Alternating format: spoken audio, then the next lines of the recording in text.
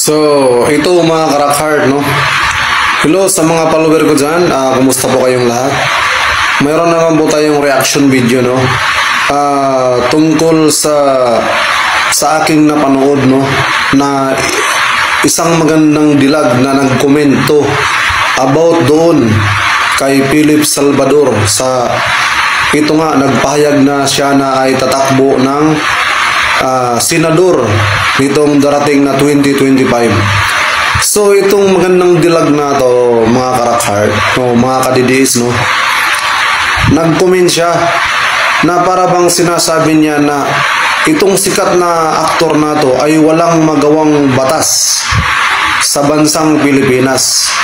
Itong sikat na aktor na to ay para bang sinabi niya na wag ka nang tumakbo dahil wala ka namang magagawa para sa bansa. Excuse me, ma'am. Excuse me, okay? Don't judge the book by its cover. So, dito tayo ngayon, ha. Ito yung magiging pamagat natin. Don't judge the book by its cover. Okay, madam? So, ngayon, sinabi mo na tinapik mo pa about kay Idol Dolphy, no? Na dahil nga yun nga, wala siyang magagawang batas kung sakaling manalo siya. So, dahil ba sa sinabi niya yun, ang pananaw mo ganun din dito kay Idol Ipi, pero yung sarili natin di natin kayang bantayan. So ito, real talk to, wala akong binabasa, opinion galing sa puso. Opinion to, ma'am, ha. No hard feelings, sana hindi ka magalit sa akin pag nakita mo yung video o mapanood mo yung video na to. Ito ay opinion lang, katulad sa opinion mo, no? Katulad sa sinasabi ko, don't judge the book by its cover. Ito ay opinion ko lang, katulad sa opinion mo. So, ito ang explanation ko naman dyan. About sa mga nanungkulan dyan sa ating Republika ng Pilipinas, no? Wala akong tinitingnan dyan na ikaw ba ay tapos sa pinag-aralan, graduate ka ng kahit anong kurso dito sa Pilipinas, o abogado ka ba, o kahit sino kang Poncio Pilato dyan na nagtapos. Hindi ako ganun pag tumingin. Ang tinitingnan ko yung kakayanan ng isang tao. Yung kaya niyang hindi ibinta ang bansang Pilipinas sa mga dayuhan. Yan ang gusto kong leader, madam. Okay? So sana mapanood mo tong video na to. Ito ay galing sa puso ko. Opinion ko galing sa puso ko. Ngayon, pag napanood nyo to, opinion ko to, sana hindi nyo kagalit. No? Kasi si Idol Ipi, idol ko yan talaga. No? Ang isa ako sa mga magpo-promote sa kanya sa lahat ng aking social media account.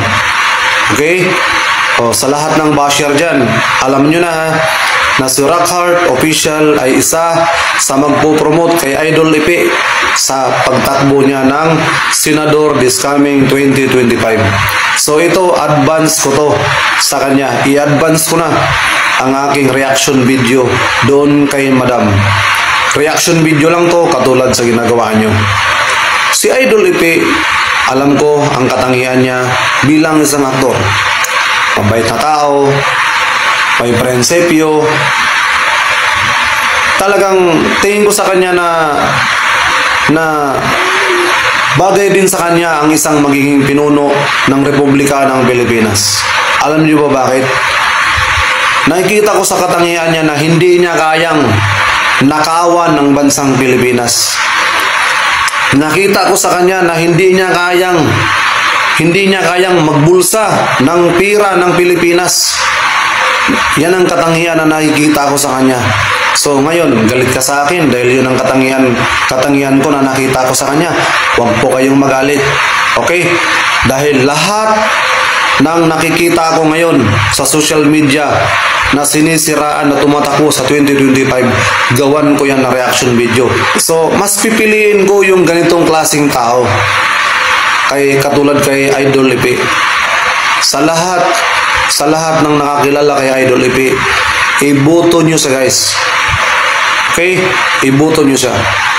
Kasi sa tingin ko, si Idol Ipi, hindi ito katulad sa iba dyan na mas lamang yung pangungurakot kaysa maglilingkod sa bansang Pilipinas. Tingnan nyo yung bansa natin.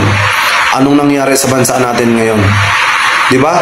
Mayroong gusto na umintuhan ng dagdag na sahod ang mga may hirap na nilalang na namumuhay at nagtatrabaho lang sa minimum na sahuran. Okay? Approve na nga daw yung 100. Pero anong nangyari? Di ba? Anong nangyari sa 100? Hanggang ngayon wala pa rin.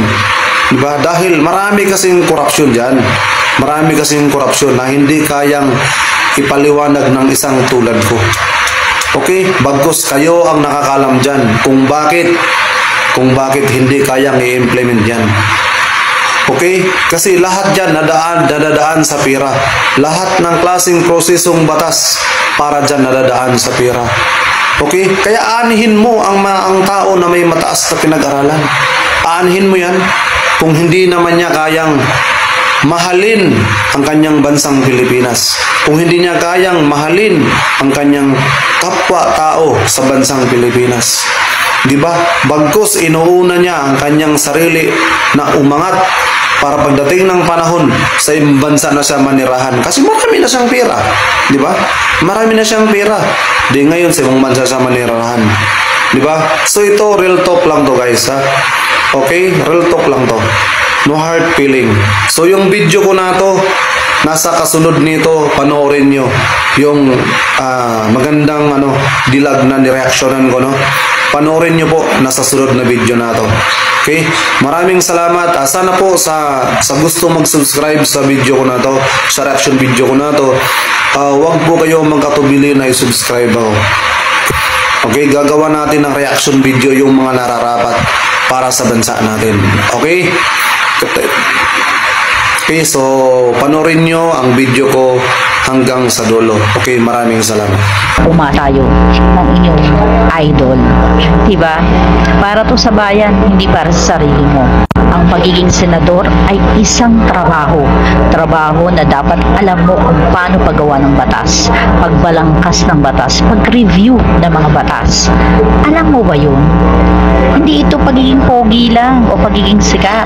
Kailangan alam mo yung trabaho. Mag-a-apply ka bilang senador? Aba, wait lang. Ni alam mo ba ang parliamentary procedure? Alam mo ba kung paano bumalangkas ng batas? So isip-isip din. Sa mga botante naman, huwag na tayong magpadala sa mga ganitong artista. Tama na po. Responsibility begins at home. Ang pagiging responsableng tao, nagsisimula yan sa iyong sariling tahanan, sa iyong sariling pamilya. Kung yung pamilya mo nga, yung anak mo, hindi mo nasuportahan, paano pa kaya yung buong bayan? I think dapat mag-isip-isip muna bago pumasok o sumabak sa politika. Isa pang paalala, yung sinabi ni Dolphy. Sabi niya marami ang nag-uudyok sa kanyang tumakbo at alam niya mananalo siya. Ang kinakatakot niya kapag nanalo siya, alam niya ba ang gagawin ng isang senador? Kaya siguro I think, Philip Salvador, you should listen to Dolphy.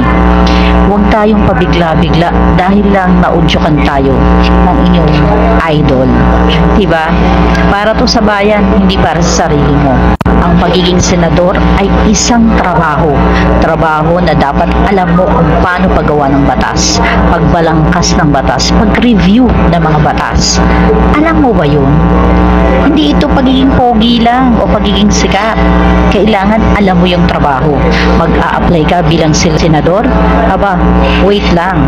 Ni alam mo ba ang parliamentary procedure? Alam mo ba kung paano bumalangkas ng batas? So isip-isip din. Sa mga botante naman, huwag na tayong magpadala sa mga ganitong artista. Tama na po.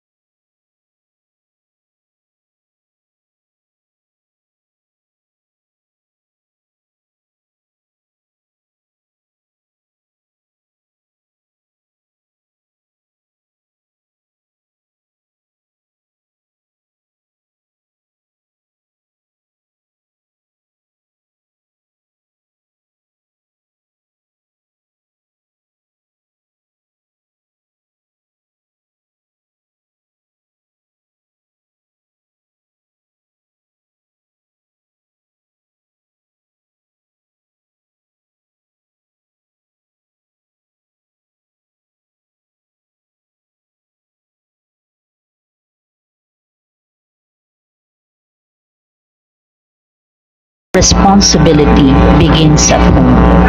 Ang pagiging responsableng tao, nagsisimula yan sa iyong sariling tahanan, sa iyong sariling pamilya. Kung yung pamilya mo nga, yung anak mo, hindi mo nasuportahan, paano pa kaya yung buong bayan? I think dapat mag-isip-isip muna bago pumasok o sumabak sa politika. Isa pang paalala, yung sinabi ni Dolphy. Sabi niya marami ang nag-uudyok sa kanyang tumakbo at alam niya mananalo siya. Ang kinakatakot niya kapag nanalo siya, alam niya ba ang gagawin ng isang senador? Kaya siguro I think, Philip Salvador, you should listen to Dolphy. Huwag tayong pabigla-bigla dahil lang naudyokan tayo ng inyong idol. Diba? Para to sa bayan, hindi para sa sarili mo. Ang pagiging senador ay isang trabaho. Trabaho na dapat alam mo kung paano paggawa ng batas, pagbalangkas ng batas, pag-review ng mga batas. Alam mo ba yun? Hindi ito pagiging pogi lang o pagiging sikat. Kailangan alam mo yung trabaho. Mag-a-apply ka bilang senador? Aba, wait lang. Ni alam mo ba ang parliamentary procedure? Alam mo ba kung paano bumalangkas ng batas? So isip-isip din. Sa mga botante naman, huwag na tayong magpadala sa mga ganitong artista. Tama na po.